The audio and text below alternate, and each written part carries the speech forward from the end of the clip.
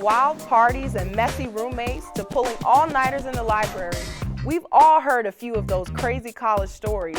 And what about scholarships? Do you really need a perfect SAT score to get one? And is Meatloaf Monday and Taco Tuesday really a thing? You've got questions and we've got answers. Today is all about what I wish you knew about college.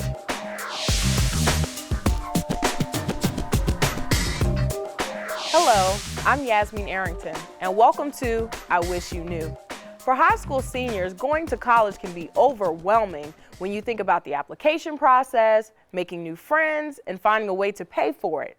But things like studying abroad, joining a club, and of course those parties can easily calm the freshman fears. With me today to share what they wish you knew about college are Zeppelin Tillman and Brittany Timmons. Let's start at the very beginning. So what were your feelings about going to college? My feelings about going to college was, it was high, but then it was low. For me, I knew I wanted to go to college. I've always wanted to do that. I knew I was going to get there, but my road and my plan to getting there is what was blurry and what was complicated. For example, I had my heart set on Temple University. I was praying about it. It was going to work out, but I didn't get into Temple. And my DC Cap advisor, she was the one who would tell me to sit down and fill out this application just in case. And sometimes I would tell her, no, Miss D, I'm gonna be okay. But thank God I did those things. So I ended up going to Delaware State University, which wasn't an option at all for me, but that's where I ended up. So it had its pros and cons for me when applying for school. Yeah, I mean, I was super excited. It was a process that I don't think that anybody can really kind of like prepare you for, in the sense of that, you know, it's like, you know, you have all the applications and you have the college visits and, you know, all that sort of thing, but you're excited kind of like for that next step. You're kind of planning a year out, like this is where I'm gonna be in a year. So you're kind of like forward thinking a little bit. So it's exciting from that perspective. You said a little bit nervous because it's, you know, you kind of don't necessarily know, but like I said, it's exciting. So that was kind of where I was at with it. Right, nice. For me, my parents didn't graduate from college, so and my older brothers didn't either. So the first generation. So the guidance to even filling out the applications and looking into schools and really deciding what is supposed to attract you to the school, what's supposed to be good about it, or I didn't have that. I was just figuring it out for myself and what I thought I wanted to do.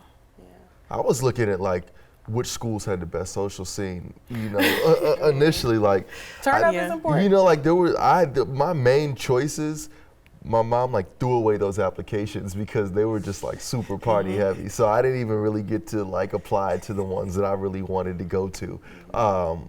But that was a big important thing, you know, when you're like 16, 17 years old for me, I was like, you know, where can I have the most fun at? Right. It sounds like you all are saying that definitely the people in our lives and our college counselors and our parents play a part in influencing us, you know, whether they went to college or not, you know, where to go, and your mom saying, you know, no, this isn't the time for partying. No, it wasn't happening. Right, but for me, I always knew, even when I was in high school, I just wanted to do communications. I wanted to do communications, do radio and television, it's all. And people were saying, well, why don't you check out Elon University?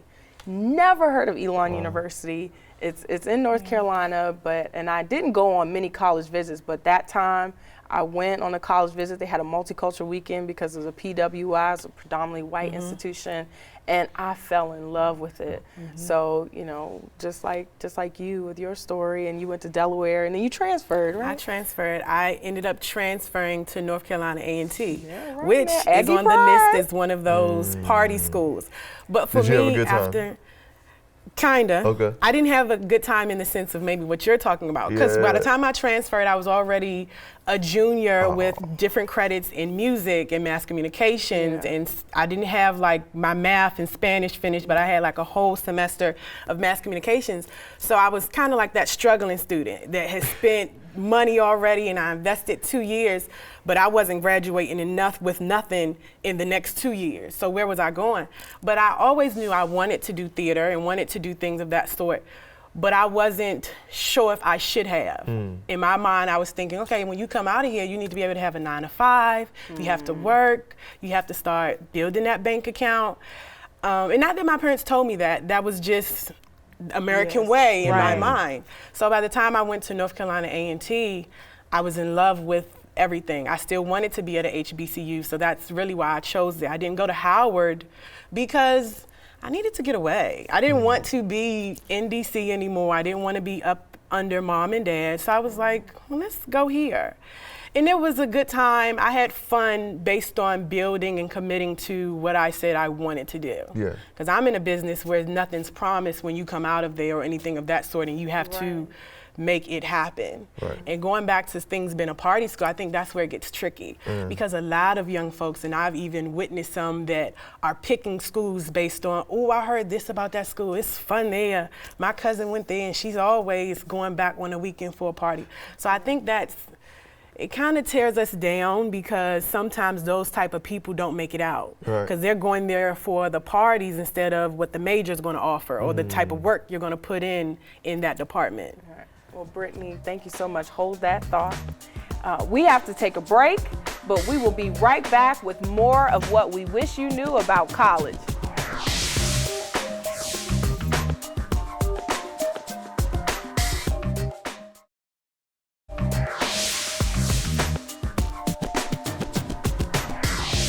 Welcome back to I Wish You Knew.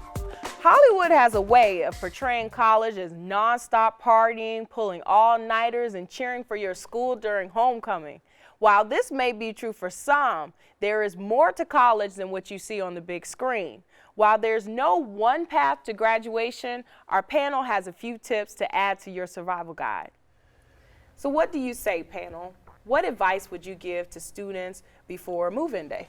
Yeah, I mean, the first thing I would say is have some sort of plan, what you want to do. You know, like, it doesn't necessarily have to be detailed because you're still kind of learning, but have some sort of plan, right? Like, go talk to your counselor, go, see who your teachers are, when you're going to go meet them, kind of like really figure out if you have a plan to graduate in 4 years, who do I need to kind of talk to make sure this can kind of happen? Go learn about the resources, know yourself, know your strengths. Okay, in high school, I was good at math and science, bad at English, but I know I have to take this. So where in my freshman year should I make sure that I spend more time, right? Just like kind of think about it a little bit through. Don't just like, jump into the pool thinking you're jumping into 3 feet and then it winds up being 10 feet because you didn't really prepare yourself kind of for what's going on, right? So that would be the biggest thing I would say, like freshman year, just kind of have some sort of plan and then just allow what happens to still happen, but have a plan a little bit.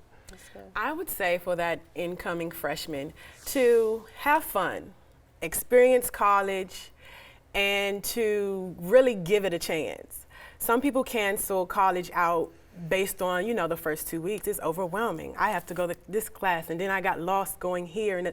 But that's the way of life. That's what college is going to give you. You're not being driven to one building to be there from 8 to 3:15. It's changed. I would say really experience what college is because people also give up too soon. I've seen all the stories and I've heard all the stories, the partier that drops out, the person that goes back home because college isn't for me. And then you have sometimes that partier that turns into that valedictorian and that's walking away from the undergrad with the full ride waiting for graduate school. So, you really do have to give it a chance. Just because your cousins and your friends back at home said, college wasn't for me and this is where I want to be in DC, maybe that's not your story. So I really would want that person to really embrace that your journey is going to be your journey and it's not going to be like anybody else's. And once you've accepted that, I believe you'll be able to get through. I was. I feel you on that. I would also say this is the first time in your life you're away from mom and dad on a consistent basis. Don't fall in love in your first semester. You can if you want to, but that there's a temptation to do that instead of, like you said, really kind of experiencing everything. Just take it in stride. If you find somebody you like, be cool, but don't fall head over heels and you're 18 years old and you just kind of green behind the ears, so that sort of thing as well. Just Because there's, I'm sure you all have seen people who Yeah, come in. that's a part of college, just seeing all these different people, and you just get too happy, Right. Yeah. which isn't good all the time. Yeah. I would say for high school graduating seniors going into college for their first year, to keep an open mind, and I would say just talk to different people, and don't necessarily just limit yourself to talking to people that look like you and that came from the same state where you're from, because there's just so many things. I would say take a few different classes that you normally would not take. I took West African dance. It changed my life. And then I went to Ghana and we danced there. I mean, just all these experiences, maybe take a different language, maybe take a cooking class. I mean, there's just so much that you can absorb in college. And I agree with you, it's definitely good to have a plan. Because if you go and just like, I'm gonna see what happens, it's kind of like rolling dice, And you to don't really piggyback, know. like you said, you went and studied abroad. Take those risks. Yes, Like sometimes really the city outside of here is so much more to offer. Like, you do go to college and you connect with the people that's your people, your back home folks. But sometimes it was always good for me to see those young African American males and young ladies from the same place that I am that's striving and pushing for more. We talk about what neighborhood you come from, where you live at, da da da da. Do you know this person? Do you know that person? And you hear all these stories. But at the end of the day, it's so funny that we all wind up here trying to better ourselves and trying to get so much more from this college experience. Because you want something, you allowed yourself to go there. So it is something that you really want at the end of it all. Yes. I would say health is a big thing too. Yes. Kind of when you're coming in, right? Like it's like you don't have physical education or, just like people pushing you to go play sports if you did that in high school. Now it's kind of like, all right, if you want to work out, you got to get your butt up and go to the gym by yourself. Because that freshman 15 you know what I'm saying? does exist. That sort of thing. And then even what you eat, like you have like a buffet at most schools where you can get whatever you want. You don't want to just go, ham on the unhealthy food and then the dessert every day because and then you're not working out.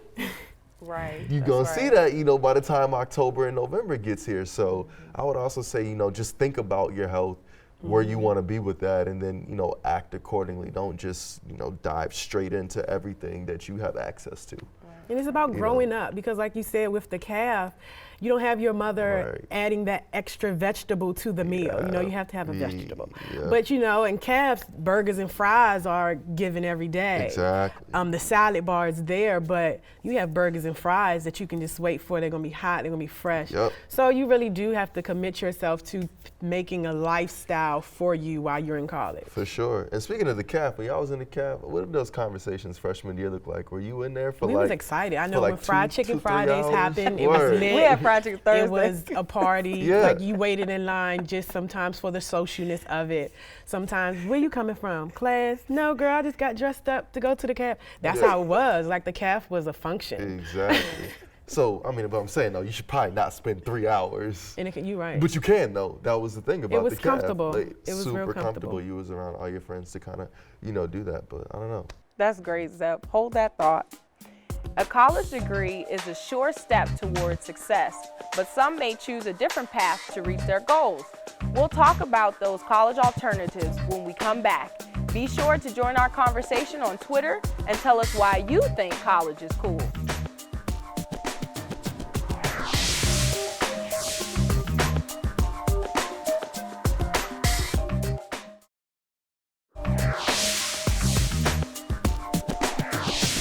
College is only one option for high school graduates. In fact, of the 3 million high school grads in 2015, only 69% of them enrolled in college that fall.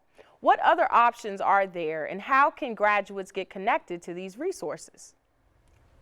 I think that there's a bunch of other things that you can kind of do. Like, say, for example, you feel like you're super artistic, right? And you feel like going to college isn't going to help you pursue that dream if you want to be a musician or if you want to, be in Hollywood. And you're like, well, I got to go to California, I got to go to New York. You don't necessarily have to go to college. But once again, like I said, when you do go to college, you should still have a plan. in regards to like, okay, if I don't want to go there, this is kind of what I want to pursue, and really take your time to kind of like research it. Don't just kind of be like, I don't want to go, I want to do this, but I don't really have a plan for kind of, you know, what it is that I want to do, you know, after. Yeah. What do you? I would say, I think even though this is still school, maybe not necessarily college, university, but trade schools, you know, where you can go and either maybe some high school students have parents or a family member who, you know, does heating and cooling or engineering or something, and they have been shadowing them and they kind of know. But if you go ahead and go to trade school and really hone your skills, and they can easily, after they go from trade school, go on to make a good career and, you know, make some good money, be able to take care of your family.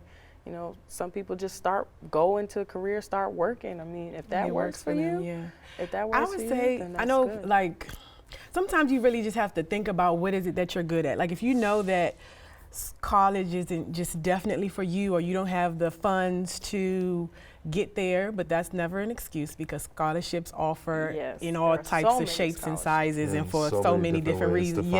But you know, doing hair, and I know not cosmetology school is always in somebody's budget, but doing hair and doing nails, giving haircuts is something that would never go out of style. It would never get old. It's always going to be needed. That's right. Definitely and out today. So if you really like sometimes just really commit to what it is that you say you're going to do, because sometimes girls grow up have been doing hair since they were 13 years old, and they can really do it. So it's always something for you to do.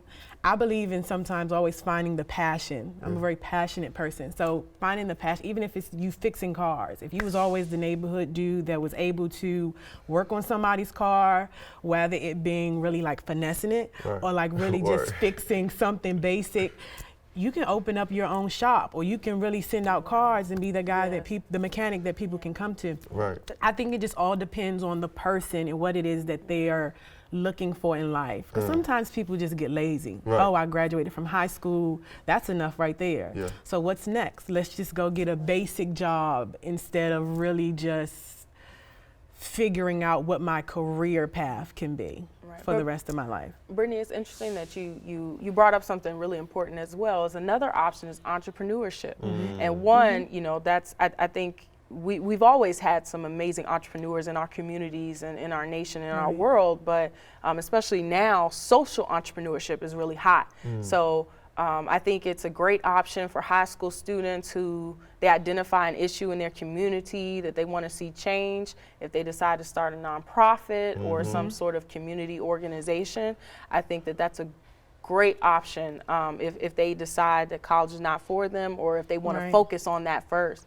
They should definitely. And meeting with those adults that own those nonprofits and those businesses, to just say, you know, in the middle of your high school, if you know you're not going to go to college, find a mentor. Find a mentor that will really commit some time to your life and that will really grab you by the hand and try their hardest to lift you up. But only if you're trying, you know, you have to try too. You got to give both.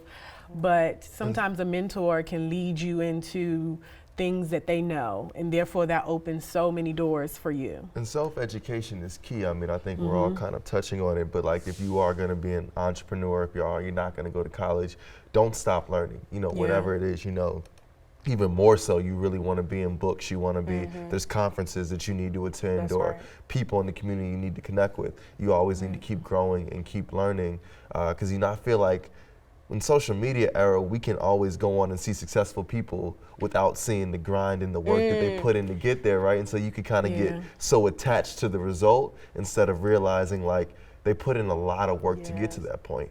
And so you can see that at 18, but also understand that there's a lot of work that needs to kind of be put into that. And you know, what do I need to do in order to make sure that I achieve what it is I want to achieve by not going to school. And sometimes it's surprising, those people like you were talking about that have these millions and they have these businesses, a lot of them didn't go to school or they didn't finish. It was self-education, like you were saying. They were picking up books, they were reading it, they were meeting people and taking those small opportunities. They were very humble. If I wasn't getting paid, I still did it because this person was going to be in the room and I wanted to connect with this person for a moment. So you really have to figure it out because it's there for you. School is not the only option. it's an option, but it's other options too. But you have to figure it out. I think as millennials, sometimes we still don't accept that we're grown-ups. We're young adults right now. We have to make some real concrete decisions that's going to affect us in the next, I want to say 4 years. I'm 23. When I hit 26, you round that off, that's 30. That's getting there. You just skipped the whole 4 years, though. No, Hold I'm on, telling no. you, you just You're 26 to 30, though? I mean, like, yeah, but not really. That's You that's look college. at the round number that's at the end, That's that's close to full the 4 other years. number. I mean, like, okay, I guess. Maybe. If you see it that way, but no, I mean, I don't know. I'm that age, you know, like if I'm 26, 27, I'm there until I hit 30. I'm not trying to rush it. Maybe I'll try to rush it. Maybe I'm a little fearful of it. Maybe that's Okay, the problem. that's a good I point. noticed that with guys though. Guys tend to, they don't think they're. They I think talked they to have a lot of somebody. time. I talked to a guy the other day. He was like, "I'm just 34." I'm like, "Just 34? You And almost that's a part 40." of the problem. Sometimes they don't take it serious. I'm just you got a 24. plan. 24 is, that's a little, you got to get a little stable in those times. You got to really start exactly back to what I was saying. Yes. You have to grow up. Yes. But we're not going to turn this about guys because I can go on about that for a minute. No, But okay. you all hold that thought. Yeah, she saved you. So that's all the time we have for this edition of I Wish You Knew. We'd like to thank all of you at home for watching. We'll catch you next time. But before we go, what's the word? The application for federal student aid is always available January 1st of every year.